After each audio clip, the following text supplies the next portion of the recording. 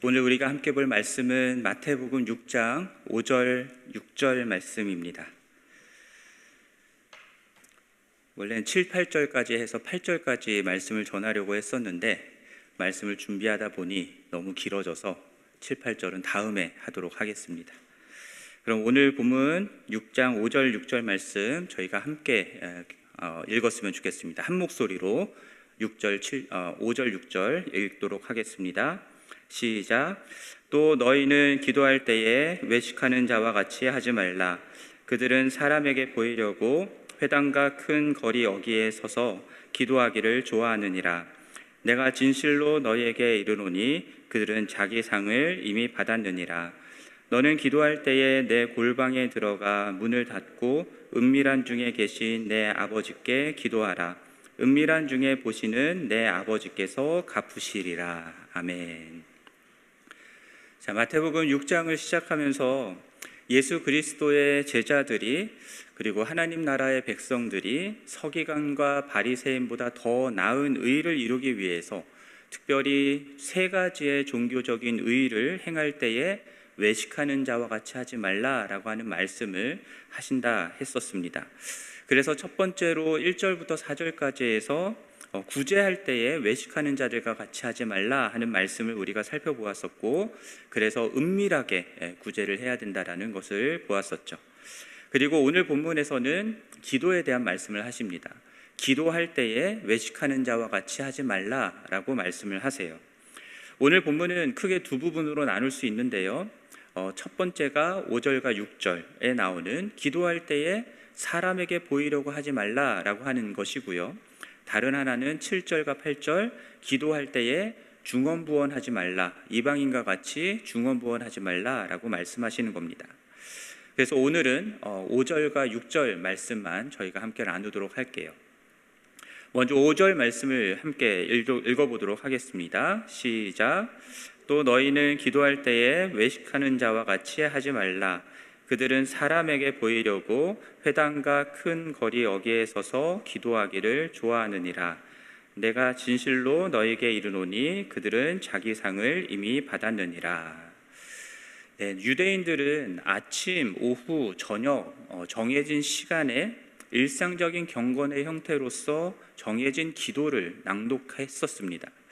자, 시편을 낭독하며 기도하기도 했었고요. 관습적인 기도문들을 낭독하기도 했는데요.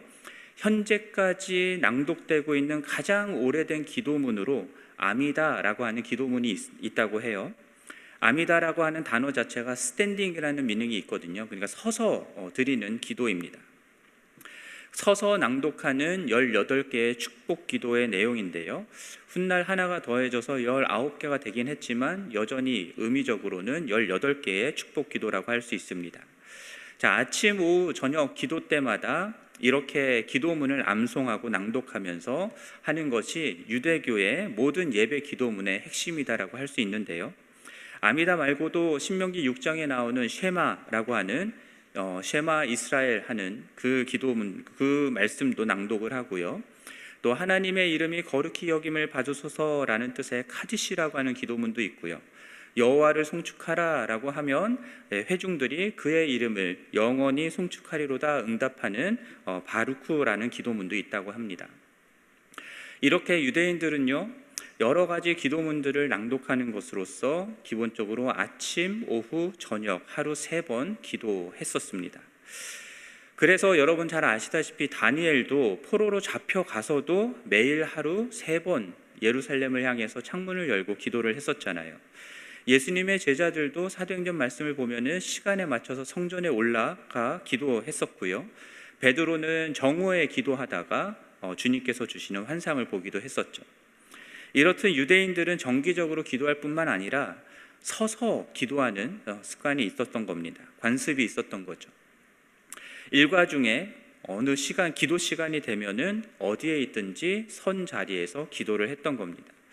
여러분들 모슬렘들이 기도 시간이 되면은 자리를 펴고 거기서 엎드려 기도하는 것 보신 적이 있으십니까? 예. 물론 모슬렘보다는 형식과 율법에 있어서 덜 엄격하기는 했지만 유대인들도 유사하게 정해진 시간이 되면은 서서 기도하는 것이 있었습니다. 그들과 같이 시간에 맞춰서 장소를 불문하고 기도한다라는 것, 그것은 그 자체로는 문제될 게 전혀 없습니다. 정기적으로 이런 식으로 기도를 하는 것은 오히려 신앙적인 면에서 유익한 면들이 많습니다.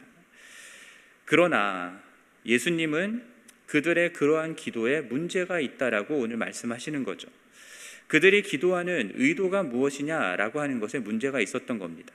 사람에게 보이려고 기도하는 사람들이었다라는 거죠. 예수님은 그들을 외식하는 자다라고 말씀을 하십니다.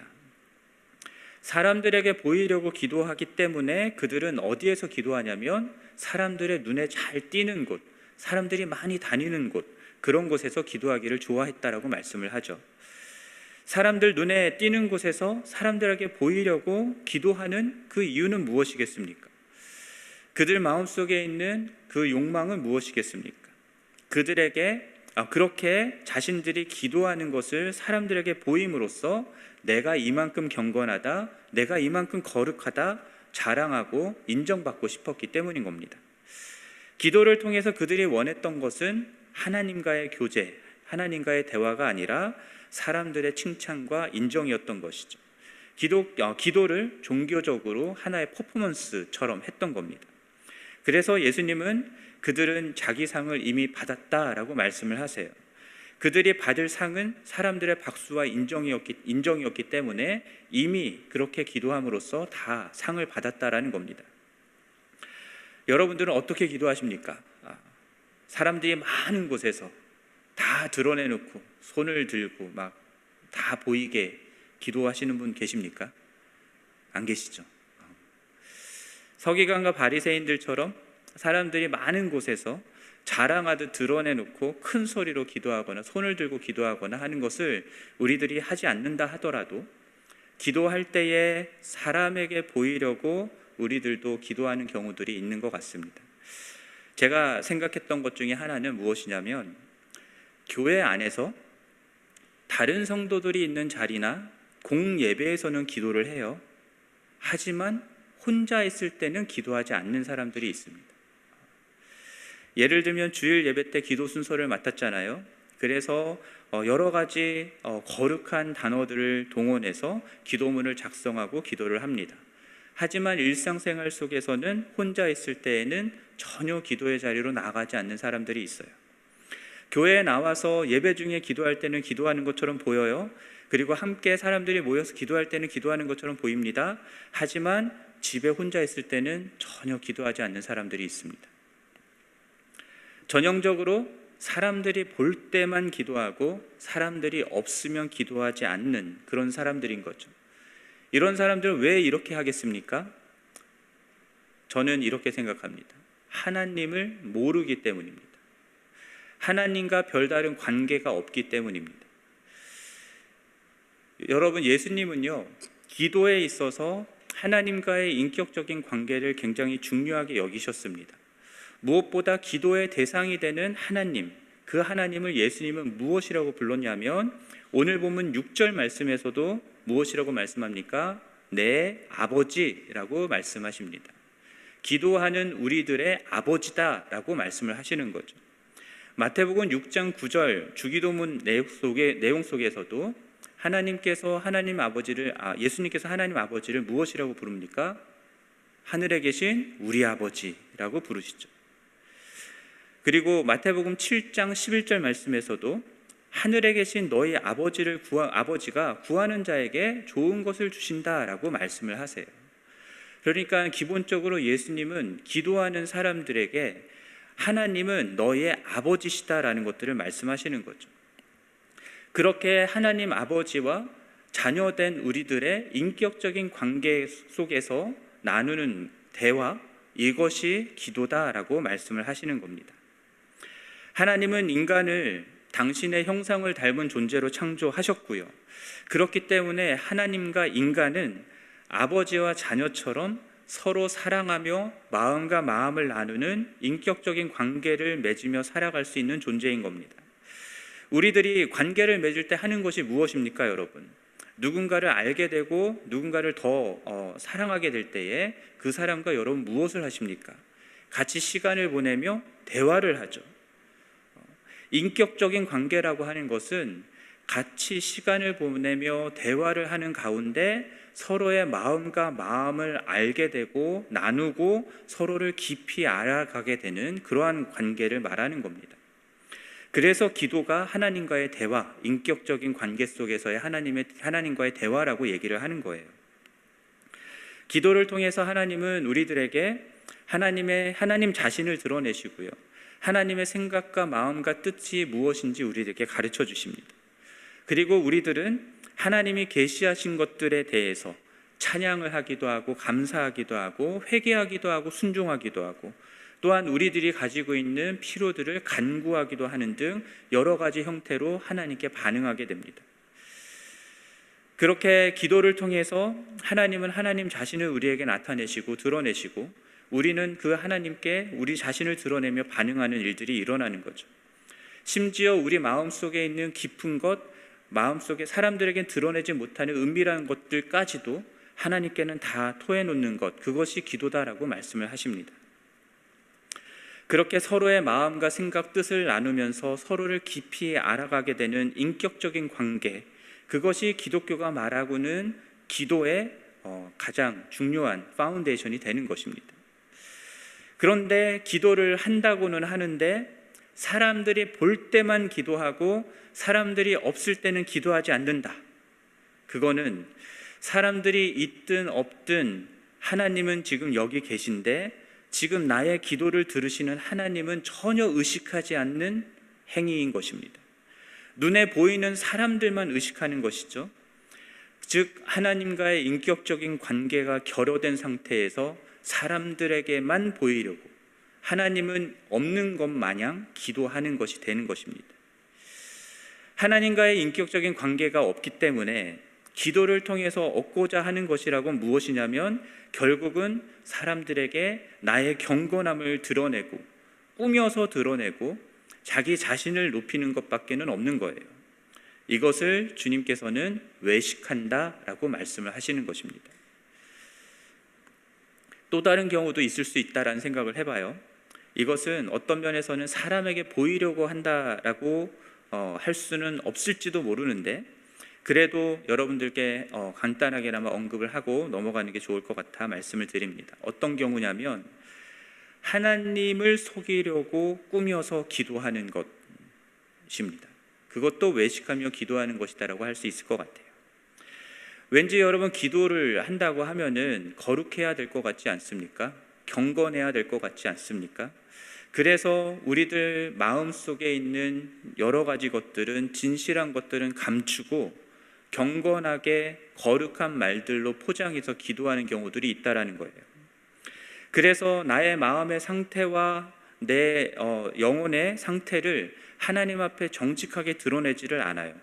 숨겨진 죄악도 그대로 둔 채 기도할 때도 있고요. 우리들의 마음이 하나님께 집중하지 못하고 흐트러져 있는 상태로 기도할 때도 있고요.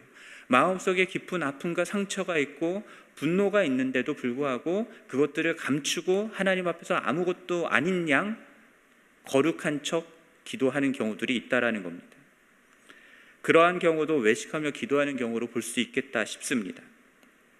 왜냐하면 결국 이러한 기도도 하나님과 마음과 마음을 나누는 인격적인 관계의 기도가 아니기 때문입니다. 경건의 가면을 쓰고 꾸며진 모습으로만 하나님께 나아가 기도하는 것이기 때문이에요. 여러분들도 그렇지 않습니까? 누군가 나와 관계를 맺고 살아가는데 그 사람이 나한테 거짓으로 꾸며진 가면 쓴 모습만 계속 보여준다고 하면 그 사람과의 관계가 깊어질 수가 없는 거잖아요. 사무엘상 16장 7절 말씀을 보면은 하나님은 중심을 보시는 분이시다라고 말씀을 하십니다.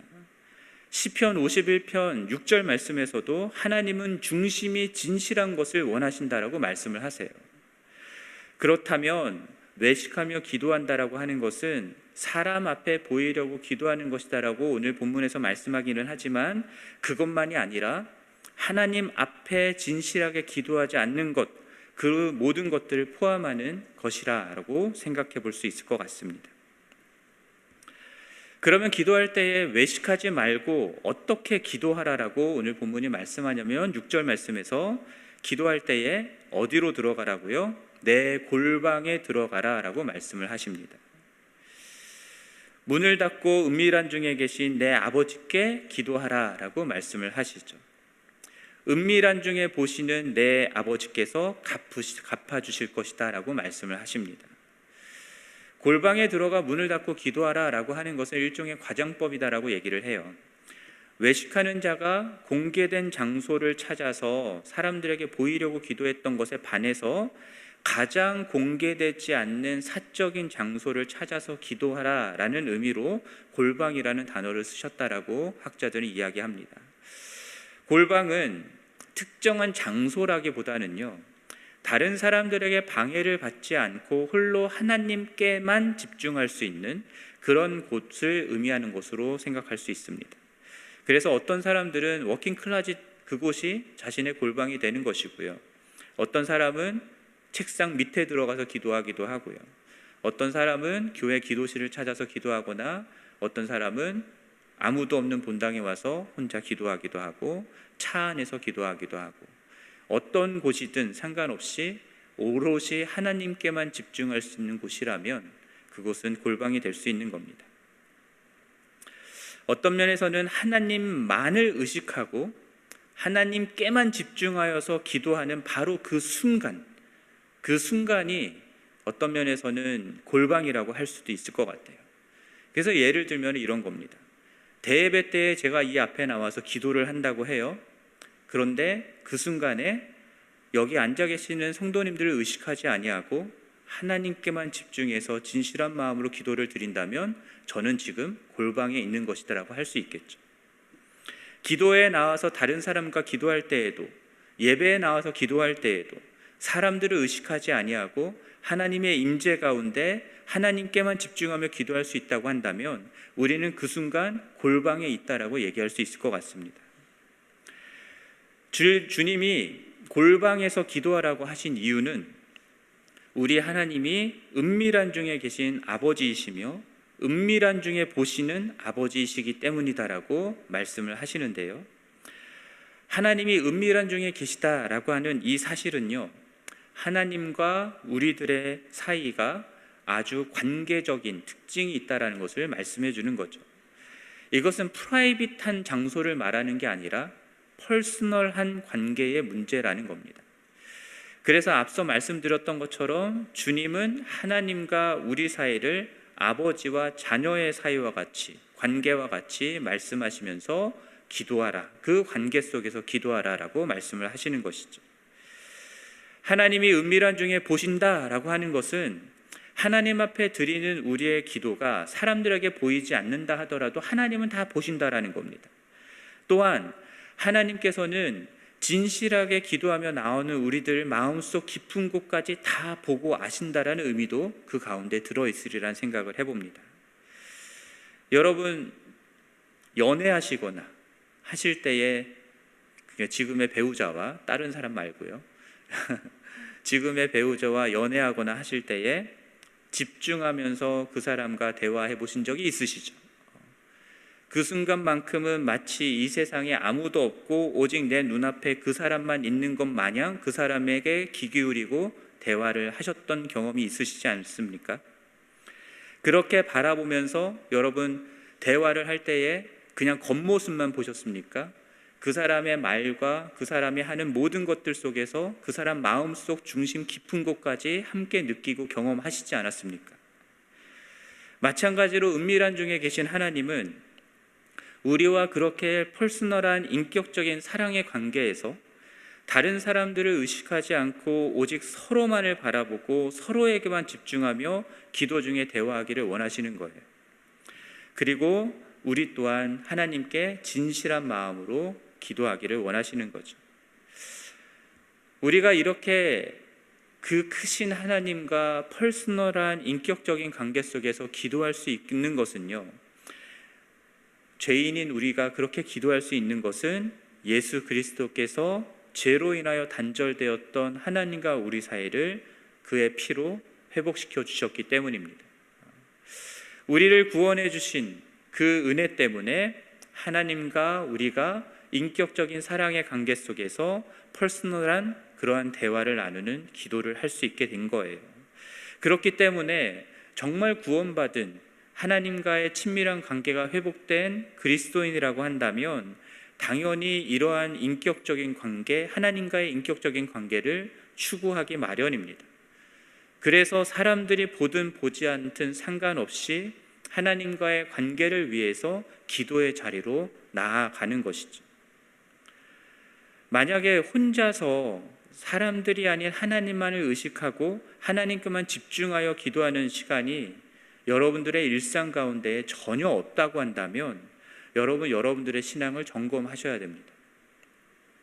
어쩌면 여러분의 신앙이 너무 어려서 그럴 수도 있어요. 교회 나온 지 얼마 안 되고 하나님을 안 지 얼마 안 된다고 한다면 당연히 그럴 수 있습니다. 하지만 교회 다닌 지 오래되었음에도 불구하고 마땅히 하나님을 잘 안다고 하는데도 여전히 혼자서는 기도하지 못하는 그런 상태라고 한다면 심각한 문제가 있을 수 있어요. 교회는 다녔지만 전혀 영적으로 자라지 않았다라는 것을 의미하는 것이기도 하고요. 교회를 다녔지만 인격적인 하나님과의 교제 없이 교회를 다녔다는 뜻이기도 하고요.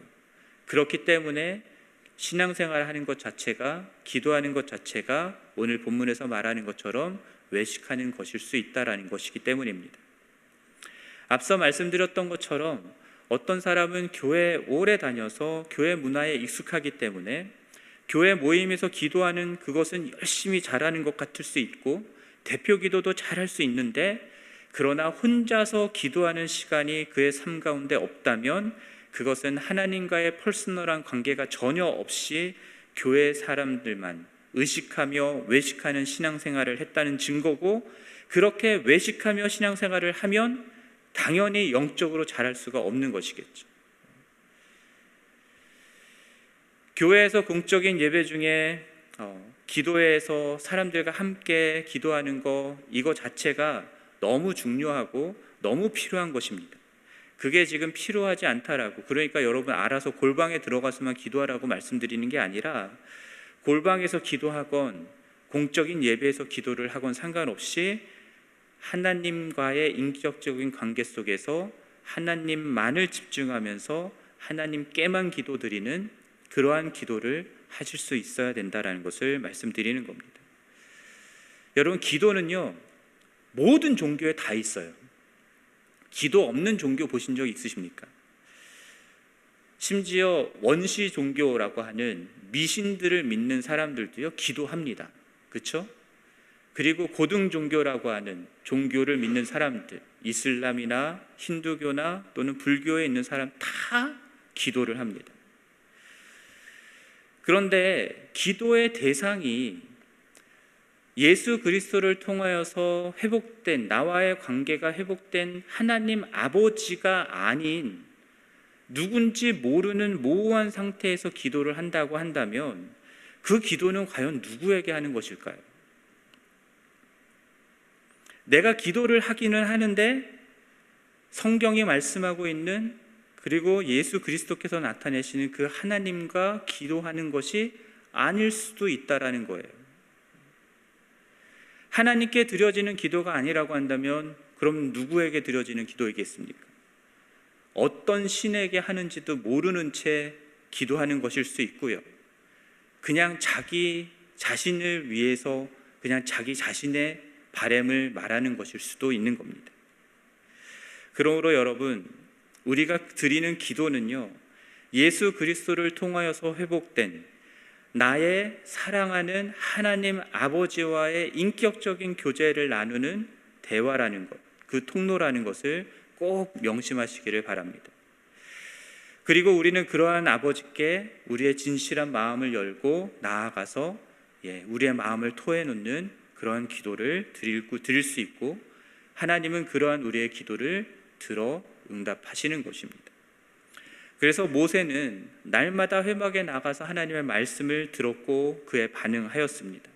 출애굽기 33장에서 말씀하는 것처럼 하나님이 모세를 어떻게 해요? 친구와 같이 대면하여 이야기하셨다고요. 예수님도 하나님의 아들이시지만 기도하셨잖아요.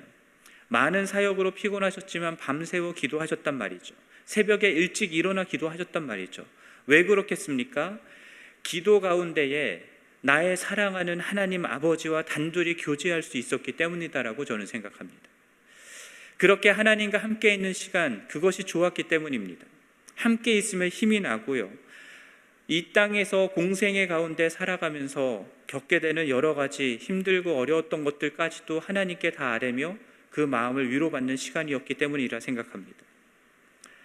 천지 만물을 창조하시고 다스리는, 그리고 심판하시는 하나님, 죄로 타락한 인간과 이 세상을 구원하기 위해 독생자 예수 그리스도를 이 땅에 보내시고 십자가에 내어주신 사랑과 정의의 하나님, 크고 놀라운 영광과 능력의 하나님, 그 하나님과 우리가 퍼스널한 인격적인 관계에서 대화하는 것이, 그것이 기도이기 때문에 기도는 아무나 할 수 있는 게 아니에요.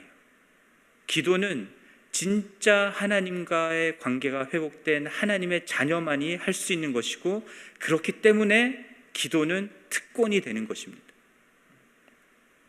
그러니 여러분들이 정말로 구원받은 하나님의 자녀라고 한다면 기도라는 특권을 꼭 사용하시기를 바랍니다. 이 놀라운 특권을 그냥 낭비하고 버리지 않으셨으면 좋겠어요. 여러분, 이 특권을 다른 사람에게 줘버려서도 안 됩니다. 여러분이 사용하셔야죠. 여러분, 사랑하는 하나님 아버지와 인격적인 교제를 나누는 것인데 혼자 있을 때는 안 하고 전혀 안 하고 사람들과 함께 있을 때만 한다고 하면 그거 이상하지 않습니까? 그리고 나는 안 하면서 다른 사람들에게만 기도하라고 기도 제목 나누고 하는 것도 이상하지 않겠습니까? 우리의 중심을 보시며 진실함을 원하시는 하나님께 나아가서 기도한다라고 하는데 거룩한 척, 경건한 척, 가면 쓰고 나아가서 기도하는 것도 이상한 거 아니겠습니까? 6절 말씀을 다시 보시면 은밀한 중에 계신 내 아버지께 기도하면 은밀한 중에 보시는 아버지께서 갚아주신다라고 말씀을 하십니다. 갚아주신다라고 하는 것은 상을 주신다라는 의미입니다. 무슨 상을 주시는 걸까요? 우리가 첫 번째로 생각할 수 있는 상은 기도의 응답이겠죠. 하나님께서 우리가 기도 드리는 것에 응답하여 주시는 상을 얻게 될 것입니다. 기도의 응답이라고 하면은 우리가 원하는 바를 간구한 대로 얻는 것을 생각하기 쉬운데 꼭 그렇지만은 않을 수 있죠. 우리가 기도한 것에 대해서 하나님은 아니다라고 응답하실 수도 있고요, 기다리라라고 응답하실 수도 있는 겁니다. 여러분들이 자녀들이 뭔가를 요구할 때 응답하시죠? 응답하실 때 모든 것에 예스라고 대답하지는 않으시잖아요. 아닌 건 아니라고 얘기하시잖아요.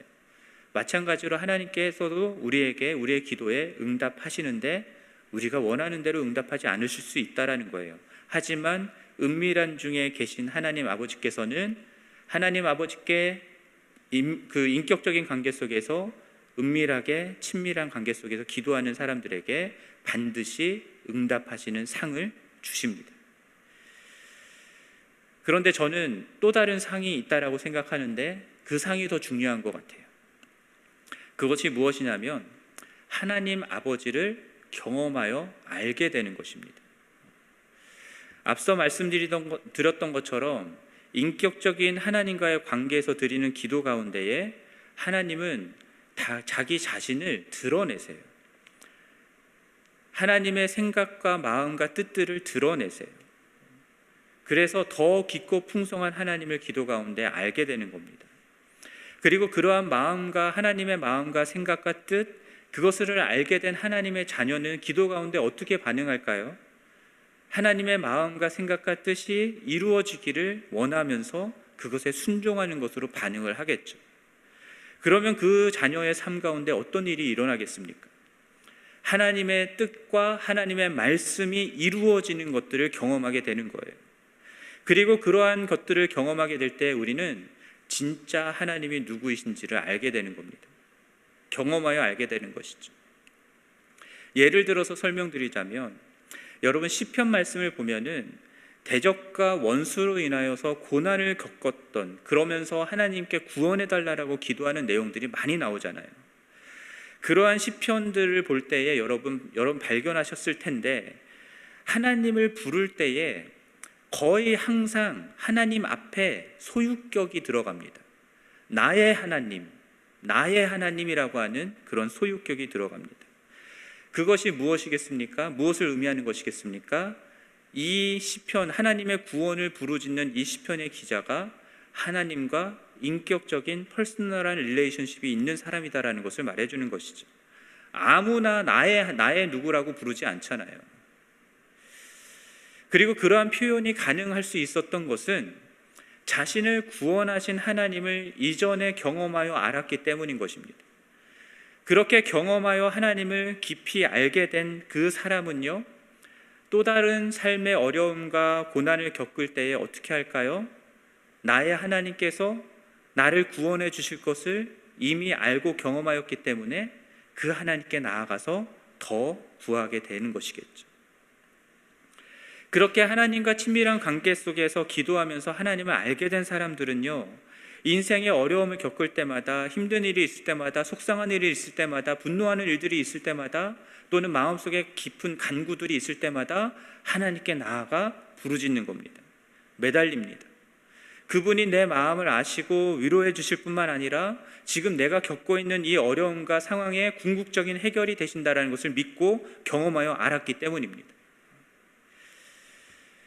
그렇게 하나님께 나아가서 기도하는 사람들은요, 삶을 살아가는 데 필요한 하나님께서 공급하시는 생명과 능력을 경험하게 됩니다. 힘들고 어려운 상황과 형편 속에서 넉넉히 이길 수 있는 힘을 공급받는 거예요.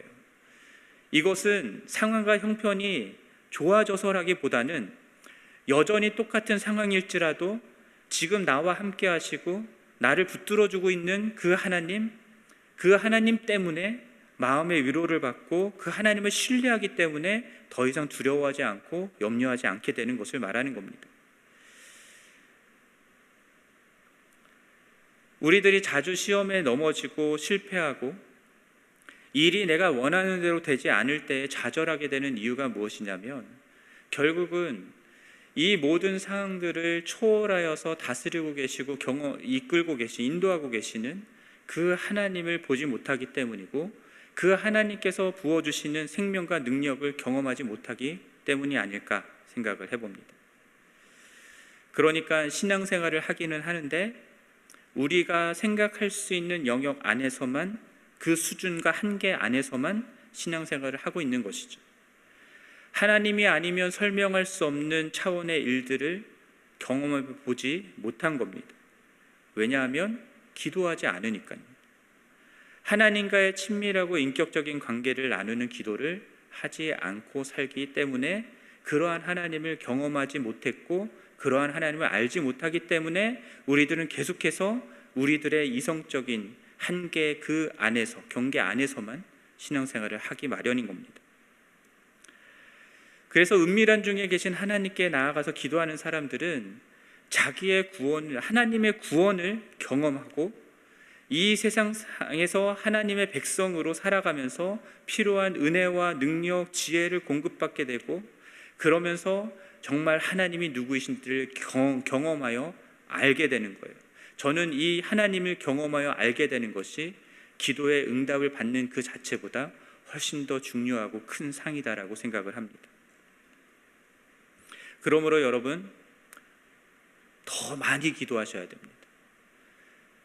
아무도 보지 않는 곳에서 하나님께 나아가 기도하셔야 됩니다. 사람들이 있건 없건 정말 하나님을 인식하고 의식하면서 기도하실 수 있어야 됩니다. 그래야 여러분들을 부르신 하나님의 뜻에 합당한 그리스도인의 삶을 살아가실 수가 있는 겁니다. 하나님과 함께 더불어 살아가는 삶을 이 세상 가운데서 살아가실 수 있는 거예요.